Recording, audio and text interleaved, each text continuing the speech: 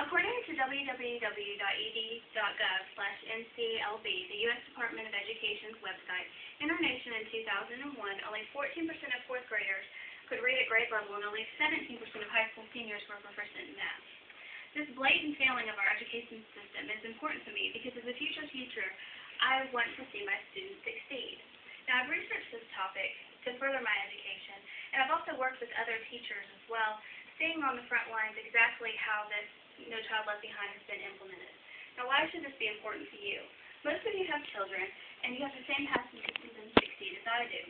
And these students who are not performing at grade level are one day going to enter the workforce, and they're going to be coworkers and employees, and if they don't have the basic skills needed, they're not going to be able to perform their job. So today I want to inform you about how No Child Left Behind has bridged the gap in the American education system by explaining three main goals that the law has implemented in our nation's schools.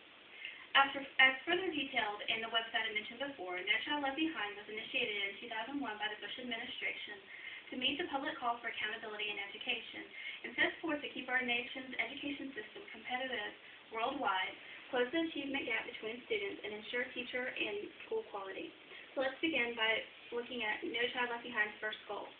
The first goal is to bring all students to proficiency by the year 2013-2014, and this allows America's youth to remain competitive worldwide and keep our industry and business technology on the same level as other competing nations. Now, this proficiency is marked by tests at the 4th and 8th grade levels. What is proficiency? Basically, it's determined by meeting a certain grade standard per state set standard. So how can we make these tests on 4th and 8th grade levels fair nationwide? Right now, they're set at state levels, where the states put the tests together, so there's no national standard. According to Connie Carter Randolph, a veteran teacher of 25 years, teachers need to start focusing on the basics and get them solidly founded in students.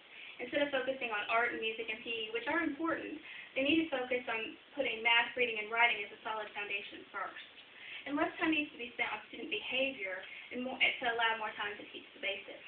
So the question arises that if that's the main goal, how can it be met? And the main goal is met in the second goal, basically, by mandating that non-English speaking students must reach the same 2013-2014 proficiency goal. The goal is to bridge the gap between students. Now, in order to do that with these non-English speaking students, they need to learn the language first before they can learn anything else. In some areas, tutors and class aides have been added to the class to bring this language proficiency up, but a lot of places can't afford it, and basically the task remains on the teacher. So besides getting these students to learn a language, other cultural differences must be overcome as well. A lot of their traditions are kind of laughed at, and a wall comes up between these students and the classrooms because of some of their traditions, holidays, and beliefs.